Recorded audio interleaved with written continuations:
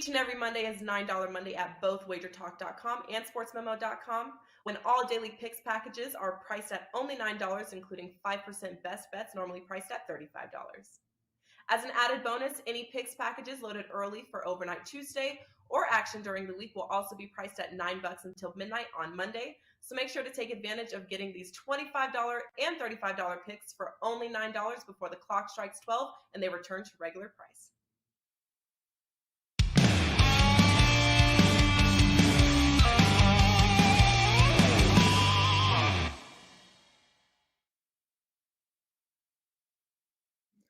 We are live, and it is Monday, March the 20th, a new week of Wager Talk Today here on Wager Talk TV every Monday through Friday, noon Eastern, 9 a.m. Pacific live, and also archived 24/7 for your viewing pleasure, right here on Wager Talk TV on YouTube. I am Steve Merrill, filling in for the Prez. He is recovering from the madness of March. He'll be back tomorrow on Tuesday, but I'm joined by my co-host, as always, Rocksteady Teddy Covers from Las Vegas, Nevada. And Teddy, the madness is over for now. It'll resume on Thursday. We got some NIT in the meantime. We got, of course, NBA, NHL every day. We even have some baseball talk on today's show. Who do we have on for Monday? Yeah, sure. We're going to talk a little recap of the big dance weekend in just a few minutes. We talk about what bettors learned. But at the top of the show, Marco D'Angelo is going to lead us off. He's going to talk one in the NHL, Calgary against the LA Kings, and one in the NBA, Indiana Pacers against the Charlotte Hornets for tonight. Bryan Leonard is going to join us next, and you better believe it's a week. What are we, a week and a half away from opening day? Bryan's going to break down some MLB for us, talk season win totals for the Angels and the Diamondbacks. My big game breakdown, NBA style today. We'll talk the 76ers and the Bulls, and Drew Martin's going to close out the show. He's going to talk some World Baseball Classic, Mexico and Japan, as well as a look ahead to the Alabama-San Diego State matchup in the Sweet 16. So, yeah, a loaded Monday show. Let's get right into it. Yeah, baseball right around the corner. Of course, World Baseball Classic still going on. It's kind of gotten lost a little bit with March Madness, but it's been fun. So looking forward to Drew talking about that. Bryan Leonard's got those win totals. But let's talk a little hockey and basketball with Marco D'Angelo. And Marco, we're going to look at the pro sports today, but I want to get your thoughts on college hoops as we bring you in, because you have won 9 straight college basketball plays. So obviously you're seeing it pretty well. You saw these first 2 rounds of the tournament. Your takeaways, your recap here after the first 2 rounds, heading into the Sweet 16, I guess. Well, guys, it's been what a crazy weekend it's been, the 4 days. And if you've never been to Vegas during March Madness, those 4 days it's bucket list material. You got to do it. It's the ultimate, guys, road trip. And yeah, knock on wood, we're seeing things well. And, whenever you're on a run, you catch breaks. And I've caught 2 breaks. First break was yesterday, last night. I was on TCU. If you're in a losing streak, it seems like you always have Gonzaga in that situation. But when you're running well, you're on the team that got lucky. And then start the week off with another big break. I get Steve Merrill instead of the Prez. I am running as hot as you could possibly run right now. So, life's good here in the D'Angelo house. That's like a 10th straight win right there. I didn't even think about that. I love it. Yeah, for anybody who didn't see what happened, I was going to mention it, Teddy, when we talk later, but we'll mention it now. The finish of that TCU game, and I was not involved in that game, surprisingly, because I had a lot of them go against me like that, including Texas on Saturday. But yeah, TCU was down by 6.7 seconds. And the guy, from a point spread perspective, did a brilliant thing. He let the ball roll literally the length of the court before picking it up and shooting a makeable 3 to cover and lose by only 4. Otherwise, he probably has no shot of making that shot from beyond half court. So, yeah, Marco, that's what happens when you have won 9 straight. Usually a little bit of good luck, but there's a lot of good handicapping as well. And Marco's got a great 90-day promo right now. Get all access 90-day package, $849 for just $249. And that's a promo code MD90Day. We'll get to that in a moment. MD90Day. It's 90 access is normally $849. You get it for just $249. Marco, that $249 off. What's that? $249 off. You're right. My Yes. bad. I was like, that's too good to be true. So it's just $600. Man, got to shorten these promos for me, my man. That's too much info here. All right, $600 for his 90-day all access. Promo code MD90Day. We'll get to that in a minute. Just wanted to give a little primer for it. But I bring that up, Marco, because you do include hockey, NBA. So let's look at a hockey play. What's something you got for tonight on Monday? Yeah, guys, hockey tonight. I'm looking at the Calgary LA Kings game. Now, if you look at this one on the surface, you're going to look and you're going to see that Calgary's last two games, 7-2 game against Vegas and a 6-5 game against Dallas. And you're going to look at this total of 6, and the knee jerk reaction is going to be, hey, I want this one over the 6 goals. But if you dig a little bit deeper and you look at what the situation was when they played those two games, they played Vegas. They caught Vegas at the end of returning home from a 5-game road trip. And that road trip ended up with them playing 3 games in 4 days to finish it. And 2 of those 3 games were very physical games. Vegas was a tired team. It was a nothing game after one period, 1-0 in the go, or excuse me, 1-0 after one period, and then it was a 1-1 game going into the third period, and then all hell broke loose in that game. Vegas was tired. They gave up some cheap goals. Same thing when they played Dallas. Dallas was on a long road trip going through the Canadian sweep there up in Canada, and they just caught these teams at the right time. Now they're playing LA. LA is fighting neck and neck with the Golden Knights for the division lead, for the top seed in the West. Every game means it to both teams because Calgary is currently on the outside looking in. They are the next team on the bubble just outside the playoff spot. So I'm looking for a playoff atmosphere with this game tonight. And with that said, you see more defensive type games. And I got some stats that support that. Calgary is 15-6 to the under when they're revenging a loss to an opponent this season where that opponent scored 4 goals or more in the victory. 15-6 to the under there. We also have an angle, Calgary 10-3 to the under when they are on the road following a loss in overtime in their previous game over the last 2 seasons. And Calgary 15-5 to the under on the road after scoring 3 goals or more in 3 straight games over the last 3 seasons. I'm taking under in this one. Good shot. This might be on my card tonight as well. I like this one under the total. Marco says, take a look at Calgary and who are they playing? LA under the LA the Kings total tonight. The lowest the total on the board in the NHL this evening. We can expect a low scoring affair. Let's shift our focus to the NBA, Marco. You want to talk about Charlotte and Indiana? I've got a client play up and available on this ballgame. It is also a free play, a 3% selection on the Indiana Pacers, talking about how Charlotte has virtually no home court edge whatsoever. They haven't won a game on this homestand. They didn't win a game on their last homestand. Indiana with more road wins than Charlotte with home wins this year. And it's not like Indiana is a road juggernaut. You're on the other side of this ballgame. Tell me why. Well, that was a good breakdown, Teddy, and I've been waiting a lifetime to do this. So, Teddy, what I'm hearing here is you're taking the Indiana Pacers because Charlotte is just god-awful. And you know what? You're right. They are god-awful, Teddy. But this is one of those spots where, you know, as bad as they are, I always say it over and over again, no team is as good as their best game, nor are they as bad as their worst game. And we just saw Charlotte come off one of their worst games of the season. They got absolutely boat raced by the Philadelphia 76ers on Friday night, 121-82. And the knee-jerk reaction here is most of the public is going to look at this game this way. And I'm not calling you John Q. Public because you are definitely not John Q. Public.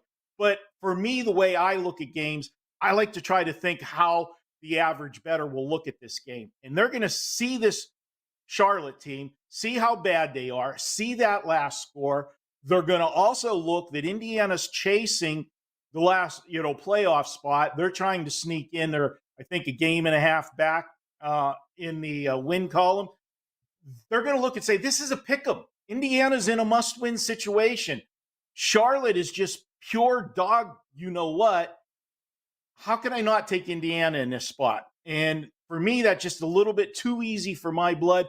I just believe that Vegas doesn't hand out free lunches unless you lost a lot of money at the tables. They'll give you a free lunch all day long. But to me, Indiana's too easy in this spot. Charlotte's had 3 days to think about that loss. And you know what? Misery loves company. Charlotte's not making the playoffs. They were embarrassed in their last game. So they're playing a team that is fighting to get into the playoffs. And I always say, if you're a team in the last couple of weeks of the regular season and you're in a must-win situation, you know why you're in a must-win situation? Because you weren't that good most of the season, and you're still trying to get that last spot. I'm going to say Charlotte plays the role of spoiler tonight. If they can't go to the playoffs, let's take care of somebody that's right up there on the door knocking, looking in the window, trying to get in. I'm going to go ahead, take Charlotte tonight to pull the mild upset. I look at this Indiana team, and I look at them defensively. Not that Charlotte's good defensively either, but I just can't lay points on the road. And I'm granted it's only 1.5, but I can't lay points on the road with a team that plays defense like Indiana does. Yeah, I can understand that. The Pacers have only won straight up on the road against Milwaukee, Detroit, Chicago, Dallas, and Orlando since the All-Star break. I get you. That being said, yeah, while Charlotte is 0-6 straight up at home, I understand. You don't want to lay Indiana with on the road. But here's my real question for you, because you said something there that stood out to me. You're like, the public is looking. They don't want Charlotte. They want Indiana. Do you honestly think that the public is betting Charlotte, Indiana enough to affect this point spread in any way? They're not to a fact that it's moving the line either way. What I meant by that, Teddy, is that anybody that is betting this game is a casual bettor. The casual bettor's not taking Charlotte. This will be one of the lower ticket counts of, the action tonight. Although we are talking about it's a limited card tonight, and a lot of people don't bet hockey. They just don't like hockey. So this is the only game in town. So this game probably will get more action than it deserves, with that said. But the people that are playing it, you line up 10 people, I think that you're going to get at minimum 7 of the 10 are going to take Indiana in this spot, just looking at how dismal Charlotte's been playing recently. It's Marco D'Angelo, WagerTalk.com. And one day without the Prez and all chaos breaks loose. You guys reverse the order, and Marco asked the follow-up. I give an instant $600 additional discount on his already discounted package by mistake. And I forgot to mention that it is $9 Monday at WagerTalk.com. I even had it in my notes and forgot to mention it, but it is $9 Monday.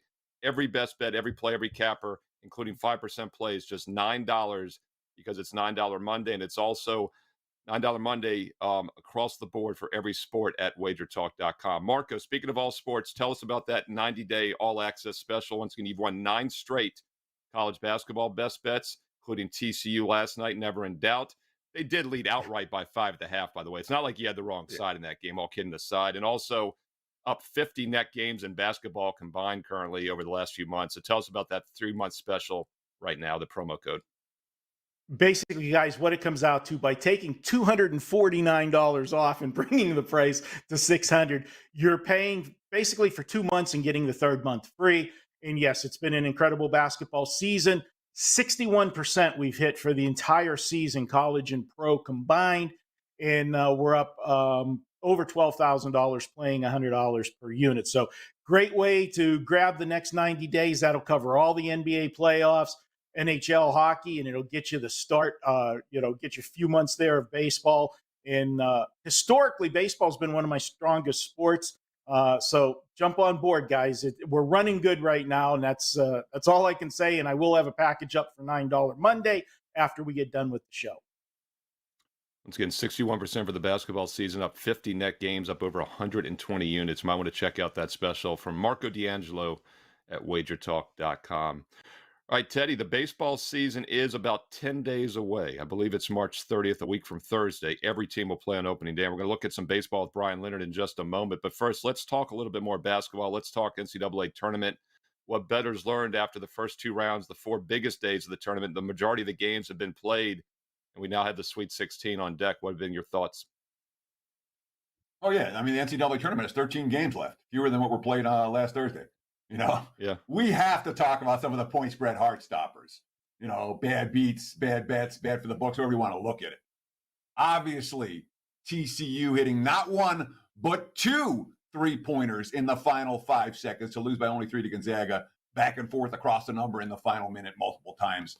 That was certainly a thrilling finish and a good result for the books, who had a lot of liability on the Zags in that late ball game. From early reports, it was an excellent weekend for the books, particularly Saturday and Sunday. But that certainly wasn't the only tough beat over the weekend. If you had Memphis, that was pretty rough. Memphis is up 1, and they get the steal, and they're going to have to foul. But, it's a jump ball. They don't get the timeout. Florida Atlantic gets the game-winning layup. Memphis Tigers backers not amused. UCLA backers weren't amused either at -8 against Northwestern. -7, -7.5, bet up to 8. They're up by 8, and the Wildcats basically have one wild possession at the end.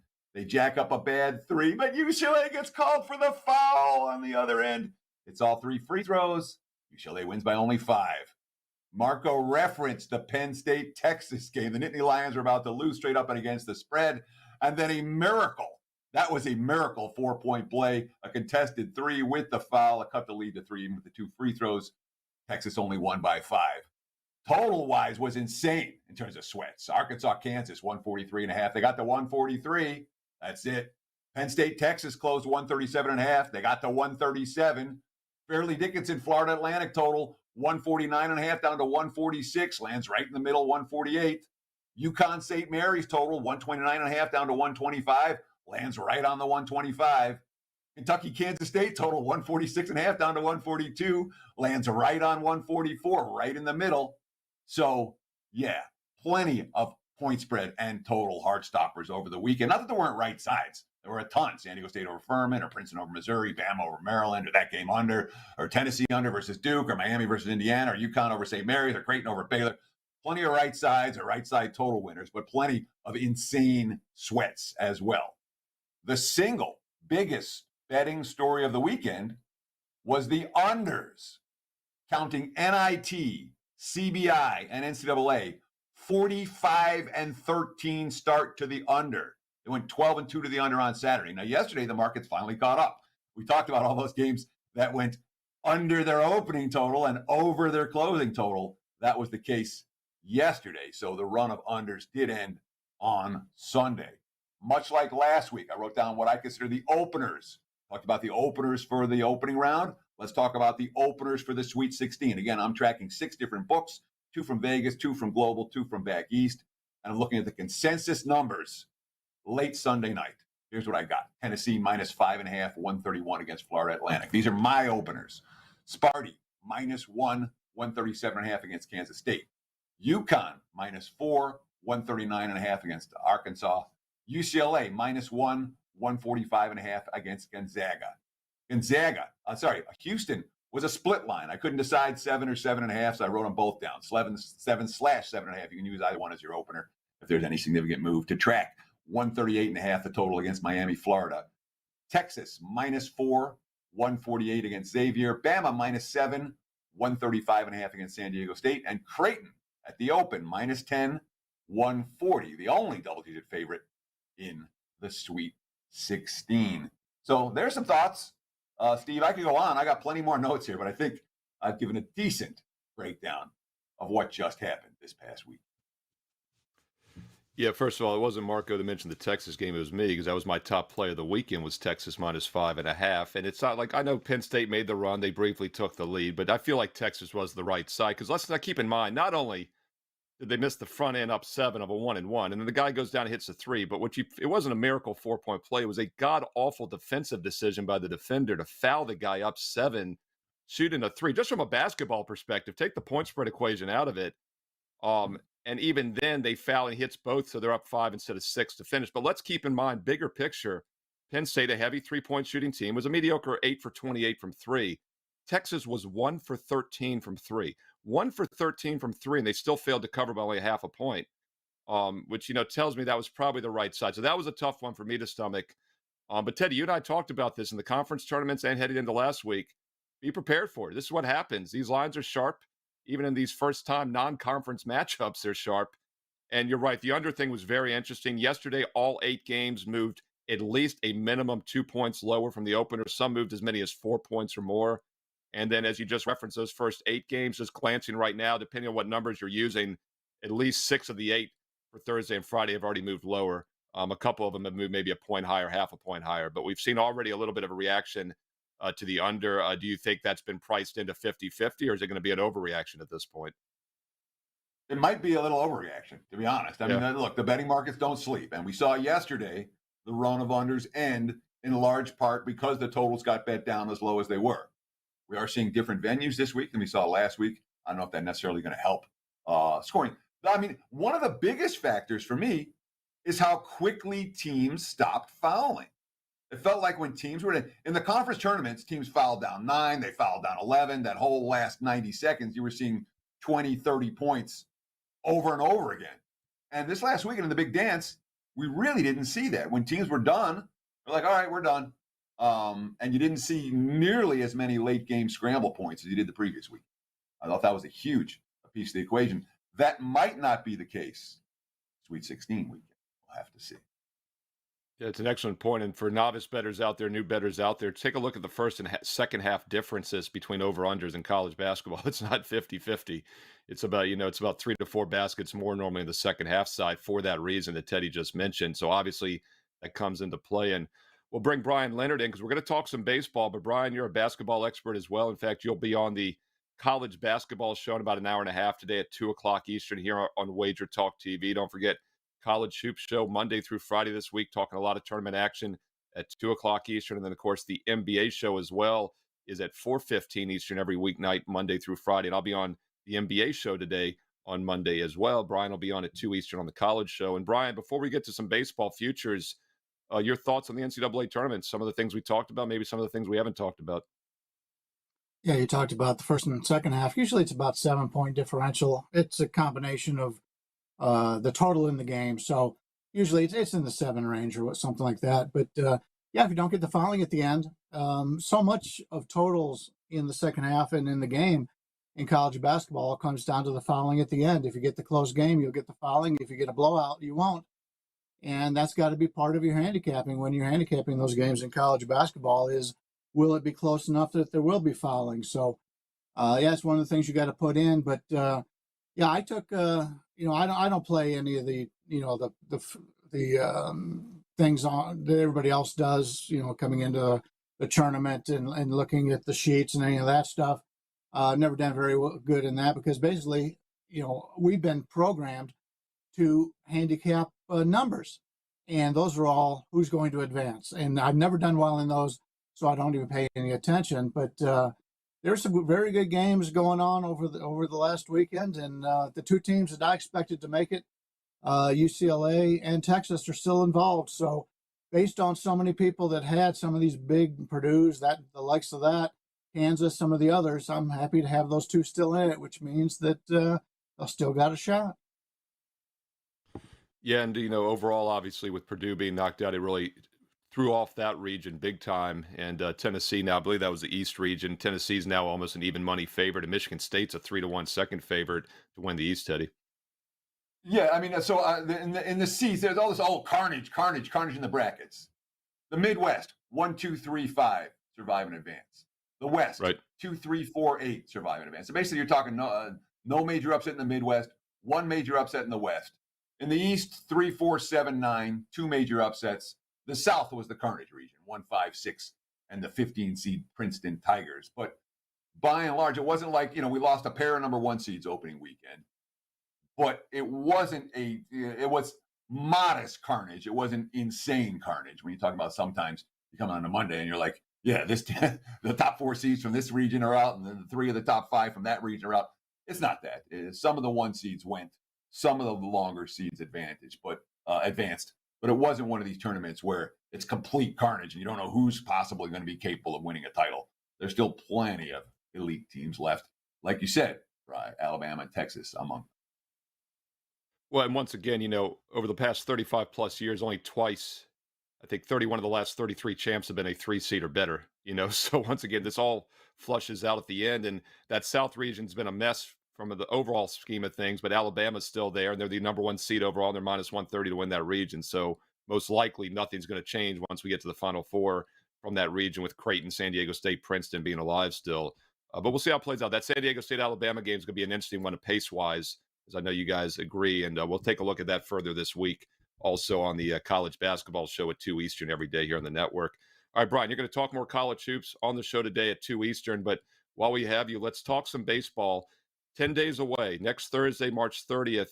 It's the first time, I believe, since 1968 that every team will be playing on opening day. They haven't played before. Every team is playing on opening day. So futures are good up until the 30th. If you want to get your season win totals in, you got about a week and a half still. So let's do one in each league. Start in the American League for me. Give me someone to look at. Yeah, I used to remember back when the Cincinnati Reds would play opening day. That was the tradition. And I said, why do the Reds get that tradition? Why doesn't everybody else get the chance? And now we get to see it, and it's good. It's exciting. That's one of the reasons why I go to spring training, is I like to see the younger players play, get a little bit of information there. And, it's interesting. I've been doing season wins in baseball for a long time. This is actually the first time I have been on an over for the Angels. Normally the Angels are an automatic under. They're always because they play in the LA market, and they got the big name players, Ohtani and Trout, so they're always a team that everybody loves to bet. Well, this is finally the year I actually like this team, and a lot of it is what they have done in the past. Anthony Rendon, they brought him in, and he missed basically the entire season last year, but he's a very good player. Trout missed a lot of time last year. They had some injuries, and now they brought in some good players in the offseason. Hunter Renfroe and Brandon Drury give them excellent power.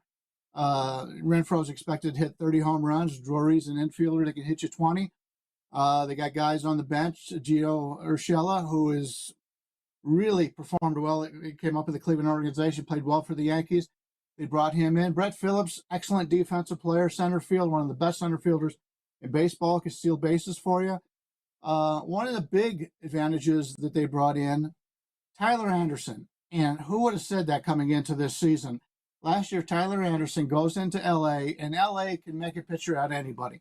Everybody seems to pitch well in LA. It reminds you of back in the days for the Pittsburgh Pirates. They had that where they have guys go into Pittsburgh, all of a sudden they were great pitchers, and that's what happened with Anderson last year. Now we see what happens when he leaves the Dodgers and comes to the Angels. I think he's going to surprise some people. He picked up another pitch last year and really turned his season around. Two of their four guys lining up to share the closer role this year, Estevez from Colorado and Matt Moore from Texas, two excellent relievers. This is a team who has taken on every weakness that they've had in the past. They've added a lot of depth. They've added a lot of power. I like this team. You look at this lineup going all the way down. They've only got one guy in the starting lineup that isn't expected to hit 10 home runs, and that's Fletcher, and we don't know how long he's going to be out there because Urshela is expected to hit double. Rengifo was supposed to hit double. So a lot of good power hitters for the Angels, and I like this starting rotation. Ohtani, Sandoval, Anderson, Detmers, Suarez. Detmers came out of nowhere last year. I really expect him to perform even better. This is a very good team playing in a decent division. I like the Angels to go over this year. So, Brian, I have to say that might be the first time in the history of Wager Talk Today that I've heard someone say something nice about the LA Angels. I can't think of the last time. I'm racking my brain for like the last decade.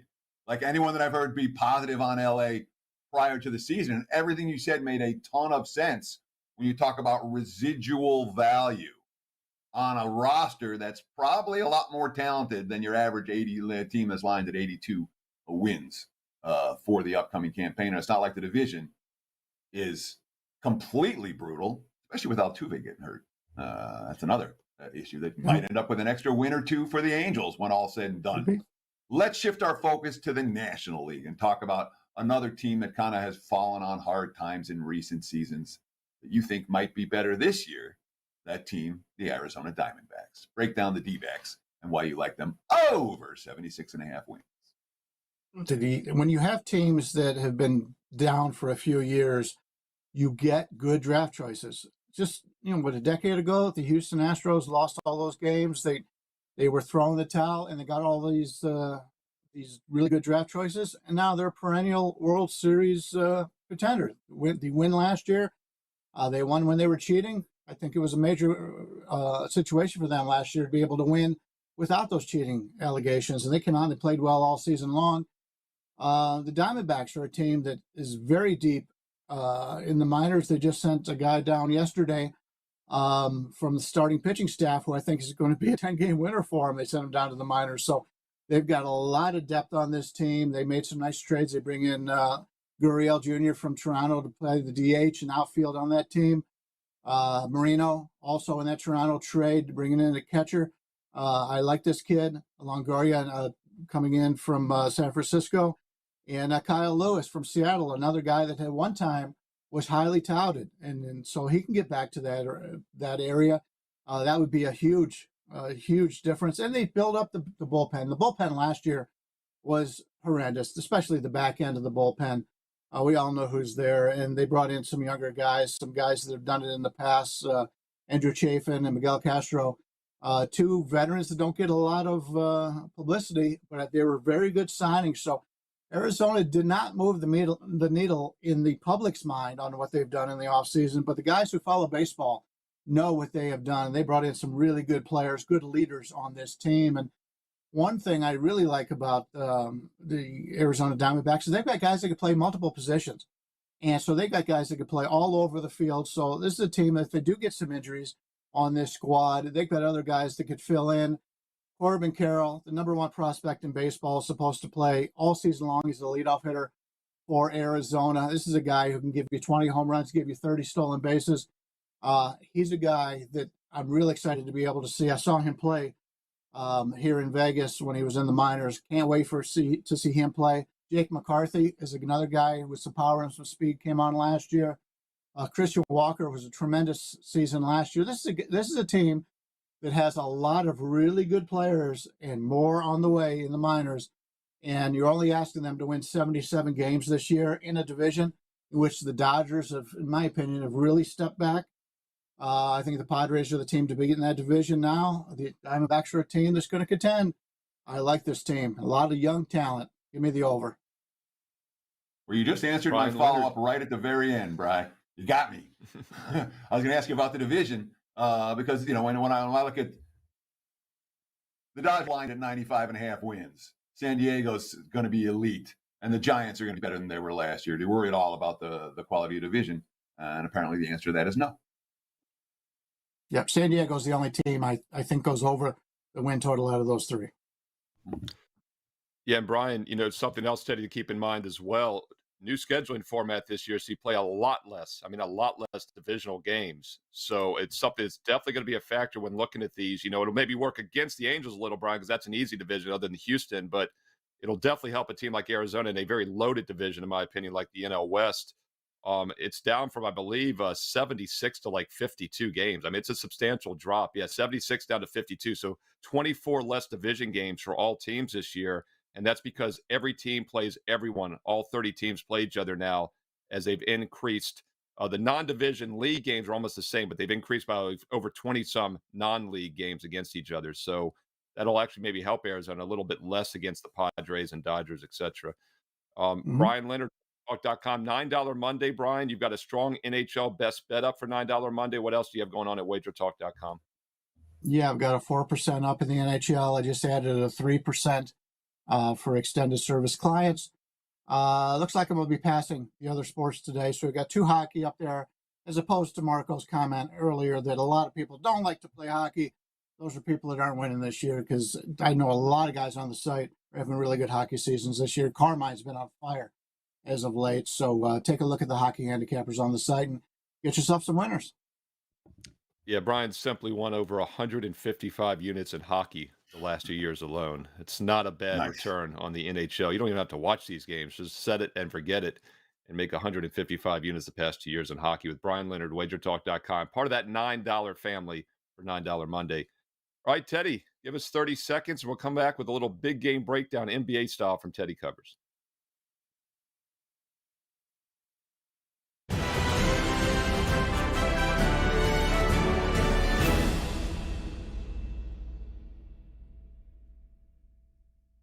Each and every Monday is $9 Monday at both WagerTalk.com and SportsMemo.com, when all daily picks packages are priced at only $9, including 5% best bets, normally priced at $35.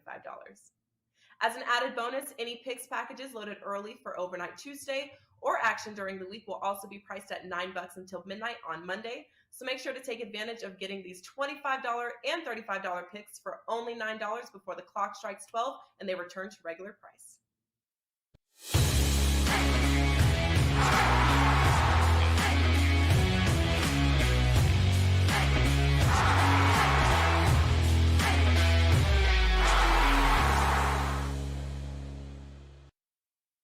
It is time for today's big game breakdown. Let's go to the association and take a look at the Bulls and the 76ers. I do want to let you guys know I am riding a 8-1 and a 16-3 NBA run in recent weeks, and 61% in the NBA, 160 and 102 dating back to last February. So the NBA has been very good for myself and my clients. I do have a 5% big ticket play available on $9 Monday. You can get that right now over at WagerTalk and or sportsmemo.com. Now let's talk some Sixers and Bulls. And look, Philly is rolling in a lot of different ways right now. A very difficult team to step in front of. That being said, now they're laying 8.5. All the money's come for Philadelphia in this ballgame. They're in revenge, supposedly, for some loss that they suffered at home to the Chicago Bulls, the night where Zach LaVine went nuts back in January. I'm not concerned about that particular game. I'm not convinced that a game in which Embiid, who sat out, and LaVine went nuts, that is the motivating factor for Philly. I do know that Philly just went on the road and delivered a couple of beatdowns in the last couple of ball games. Even without Harden in the lineup, they were able to have plenty of success against lesser foes. But if you've watched Chicago in recent weeks, they've won 4 of their last 5. We're seeing the energy and effort on a night in, night out basis. Patrick Beverley has made an enormous difference for that team in terms of leadership. And DeMar DeRozan and LaVine, they can light up the scoreboard. But even more than that, you're getting the role players for the Bulls stepping up. And that matters in a matchup against this very deep Sixers team. I'm expecting a battle here, not a blowout. I think 8.5 is too many. Give me Chicago plus the points. There's your big game breakdown. Back to you, Mr. Merrill. Teddy Covers talking a little bit at NBA on the big game breakdown for Monday night. And don't forget the NBA show will be back at 4:15 Eastern today on Monday. We'll be talking a lot more NBA. I'll be on with Andy Lang and Tony Finn. So check out NBA Tip-Off at 4:15 Eastern today on Monday here on the network. And let's bring on Drew Martin. Drew will be on with Bryan Leonard here at 2 o'clock Eastern talking college basketball. And Drew, we are going to look at an advanced Sweet 16 game in a moment. But first, I got to get your thoughts on the World Baseball Classic. I believe we're down to the semifinals now. It's funny. Some people are watching it big time. Others aren't watching it at all, but it's been pretty cool. And I've checked it out a little bit, not as much as I would have liked. But what are your thoughts on one of the games tonight? Steve, I'll tell you, man, World Baseball Classic, it's something that really wasn't on my radar. And watching these games and seeing the ticket prices, oh my gosh, down here in South Florida, I'm talking from Fort Lauderdale, guys. I'm used to going to the Marlins games. You know, you could really just stand out front of the gate and some nice guy will hand you a ticket to get in, $10 tops. And this world, I don't know if you guys, it was like $350 to get into the game last night, USA and Cuba. Tonight, a little bit less. I'm actually heading down, Steve. So I'll be in attendance. You know, I'm worth a couple cents to the line for the team I'm betting on. And that's Mexico, man, plus 200. I don't know if you guys have checked out this roster at all. I didn't realize so many Mexican-born guys were in the MLB. There's some pretty good players, including Randy Arozarena. Now, he's not born in Mexico, but I don't know if you heard the story. He DM'd the president of Mexico, Obrador, when he was expanding baseball in Mexico. In the Mexican Professional League. And he's like, hey, you know, I'd like to be a citizen of Mexico. Well, sure enough, now he's a citizen and playing on the WBC for Mexico, one of the best players in MLB, in my opinion. I don't know if you guys remember his Tampa Bay, hitting 10, 11, 12 home runs in that 2020 run to the World Series. They got Pablo Sandoval on the hill tonight. Now up against Japan, of course, Yu Darvish, some of the best players really in the world out of Japan. But laying this huge number, I'm more of a dog player in baseball anyway. And this Mexico team's been surprising. A lot of MLB talent on it. Just looking at some of these names, Oliver Perez, Adrian Martinez, Gallegos, Giovanni Gallegos, Luis Cessa. So I think Mexico getting a big plus price here as the dog in South Florida, Lone Depot Park. What Fox is airing it here. I'm on Mexico plus the big price here tonight, guys. Mexico at the big plus price, and be sure to shop around. I saw a remarkable variance on this game, Drew, at the opener. I saw Japan price anywhere from minus 180 to minus 250. So the betting markets, certainly at the open for these games, there is a fair bit of variance. Line shoppers should be rewarded. Let's break down a Sweet 16 matchup. Dude, I'm excited to hear your thoughts on the Alabama Crimson Tide facing the San Diego State Aztecs. This one should be a whole lot of fun. How's it going to play out in the Sweet 16? Teddy, this one's, first of all, the Sweet 16. What great matchups across the board, Teddy. But man, I think that the market is a little bit slow to react, and they have reacted here. I mean, this game opened, I believe, offshore 140-ish, something like no, even higher for the total, and it just got smashed to the under. Some of that being my money, but now it's down to 135. Either way, Teddy, totals wise, which is what I went after off the open, Alabama 5 of their last 6 games to the under. And we look at Alabama as a team, up and down the court under Nate Oates. They're looking to go fast, but they also play really good defensive efficiency basketball, which is kind of a profile you don't normally see in basketball. The teams that like to go up and down, also very good on the defensive end. Every now and again you do. And Alabama checking that box. But look at San Diego State. And I know you guys know this from watching Mountain West basketball, Teddy. But San Diego State, 5 of their tournament games have gone to the under. 10 of their last 11 to the under. The market is kind of mispricing San Diego State from a totals perspective here. Adding up, we get 10 of the last 11 games combined for both of these two teams under the total. You can see why the market's pushing it under. We have gotten a little bit of buyback, low water mark of 135, back up to 135.5 here, guys. Maybe it pushes a little bit more up, and throughout the week, we can bet it again towards the under. Just wanted to alert the audience here, Teddy, on WagerTalk YouTube channel to watch out here, guys. Don't just blanketly bet this Alabama team to the over. Whole lot of trends pointing towards the under. Plus, matchup-wise, both of these two teams so good on the defensive end. I would look to bet Alabama and San Diego State under the total in the Sweet 16. So looking at the WagerTalk Live odds screen, it looks like it's hit bottom and is now coming back up. You talked about that. How all the early money came under, and like 135 was the stop point. Now we're seeing 135.5 and back up to 136. Would you bet this now? Would you wait? How would you get involved in terms of the under for the Aztecs and the Crimson Tide? I know you talked about it. Maybe you wait a little bit. Is this one that you worry about waiting because then you could see more under money? Or is this, have we seen the bottom? The markets have bottomed out and there's no urgency now to get to the window? Good question, Teddy. A little, not exactly college basketball totals 101 here, but I actually think following this buyback up, it usually will come back up because somebody out there, maybe with a big following said, hey, this is too low. We're going to bet it back up. And a lot of times you'll see people follow on that, and then it will jump up another point or two. So we might be able to get a point, 2 points, and then bet it back under. I would say, reading this kind of, analysis of where the market is going, I wouldn't be surprised if it gets up to, 136, 136.5, and then people start betting it again towards the under. So that might take until, Tuesday, Wednesday, something like that. But I bet by game time, there'll be more money coming in on the under, as long as it doesn't stay here, which it could, Teddy. This is all kind of theory in the way I would look at it. But yeah, I would think we get another point and a half towards the over. And then at that point, maybe step in and bet the under again. And Drew, what's interesting also is if you look at the WagerTalk Live odds, it opened 138 in most of the Vegas books, like early into the Sunday morning wee hours. But DraftKings briefly had a 143.5, like 30 minutes earlier. Yeah. So they were really aggressive. They set that number, I believe, before anybody else. So it's really has got hit. But guys, on the way out here, what's interesting to me also, the spread opened mostly 6.5. It's up to 8. So the sided total you think would be somewhat correlated. San Diego State under. Bama plays much faster.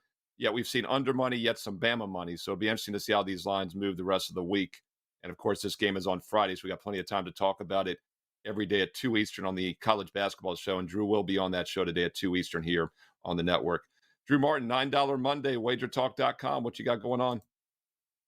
Yeah, got an early start here. The little CBI tournament. I don't mean to say little in a bad way, but in Daytona Beach, some of the off the radar teams, and yeah, we're honed in on one, guys. Going at 2:15 Eastern time.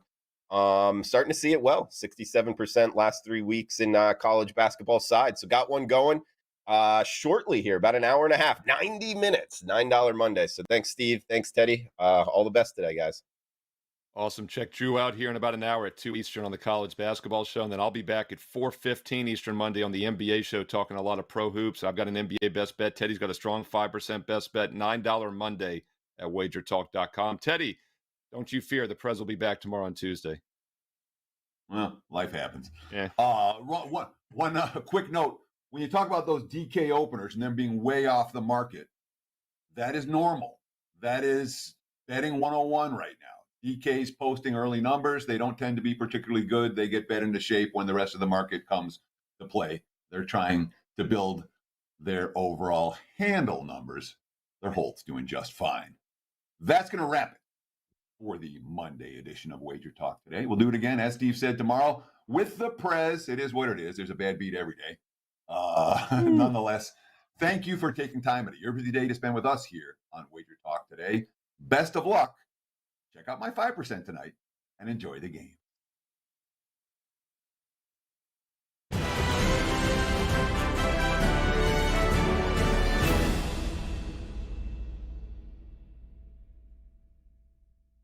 Each and every Monday is $9 Monday at both WagerTalk.com and SportsMemo.com, when all daily picks packages are priced at only $9, including 5% best bets, normally priced at $35. As an added bonus, any picks packages loaded early for Overnight Tuesday or action during the week will also be priced at $9 until midnight on Monday. So make sure to take advantage of getting these $25 and $35 picks for only $9 before the clock strikes 12 and they return to regular price.